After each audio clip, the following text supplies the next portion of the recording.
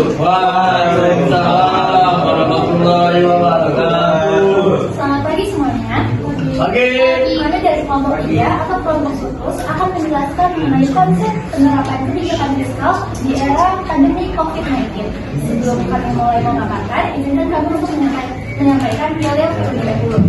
Kelompok surplus, semangat untuk memperoleh nilai plus. Sebelum kami memulai pemaparannya, alangkah baiknya kita perkenalan diri terlebih dahulu. Perkenalkan, saya Alifia Zahra. Saya Indonesia Azura. Saya Muhammadiyah. Saya Rizwan Indonesia. Saya mau jadi ini.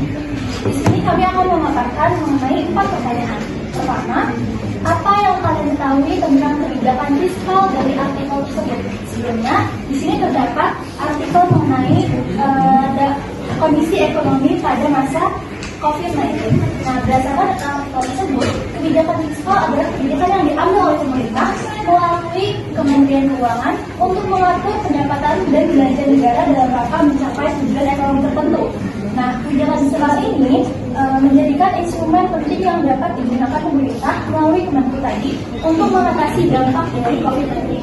Selanjutnya, untuk menentukan akan dijelaskan oleh teman saya. Nomor 2, siapakah yang bertanggung jawab dan berwenang menerapkan kebijakan fiskal di Indonesia? Kementerian Keuangan berwenang menentukan kebijakan fiskal secara sesuai dengan siklus perekonomian. Presiden menyusun rencana anggaran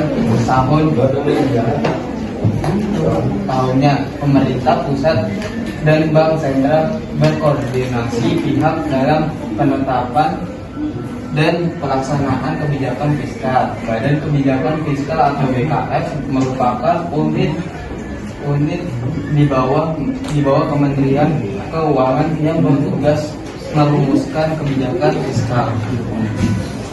Selanjutnya ada nomor 3, instrumen apa saja yang dapat digunakan untuk menerapkan kebijakan fiskal? Ada 3 instrumen. Yang pertama ada pajak, pengeluaran pemerintah, dan transfer payment. Selanjutnya di sini ada nomor 4, yaitu berdasarkan artikel tersebut, uraikan kebijakan yang sudah diterapkan pemerintah selama pandemi COVID-19.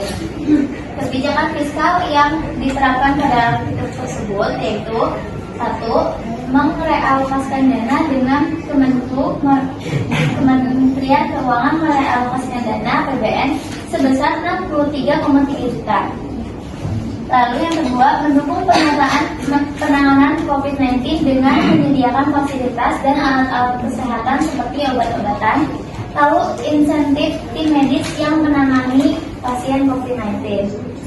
Selanjutnya yang ketiga yaitu Social Safety Net, memulai dari program kerja lapangan, Kartu Indonesia Pintar, Kartu Sembako, dan Beras Sejahtera.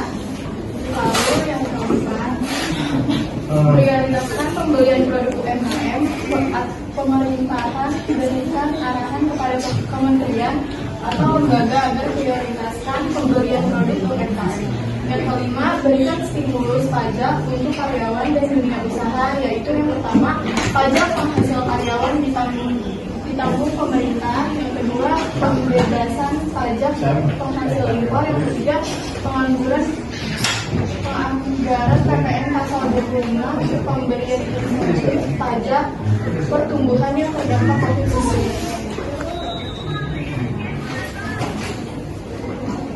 Selanjutnya, setelah memaparkan materi tadi, kita akan membuka sesi tanya jawab dari peserta. Untuk yang bertanya bisa angkat. Silakan. Sebelumnya, perkenalkan saya Ria Sida dari kelompok 2. Sebenarnya saya akan menyatakan artikel yang dari yang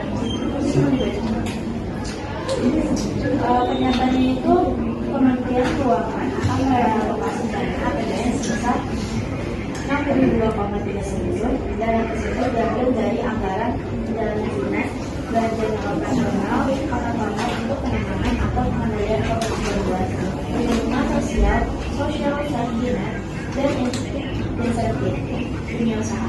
Pertanyaannya, apakah dana dana anggaran yang ada dalam pernyataan tersebut akan dikembalikan kembali kepada pihak yang bersangkutan ketika pandemi COVID-19 ini. Terima kasih. Terima kasih banyak Anda atas penyampaiannya. Selanjutnya izinkan Anda menjawab pertanyaan. Oke, akan saya jawab, yaitu jawabannya tidak ada jaminan bahwa dana yang direalokasikan untuk penanganan COVID-19 akan dikembalikan ke pos anggaran semula setelah pandemi mereda. Keputusan tersebut tergantung pada kebiasaan pemerintah, kondisi fiskal negara, dan prioritas anggaran di masa mendatang. Apakah sudah dijawab? Sudah. Terima kasih. Sekian pemaparan kami mengenai konsep kebijakan fiskal di era pandemi COVID-19. Kurang lebihnya mohon maaf. Wassalamualaikum warahmatullahi wabarakatuh.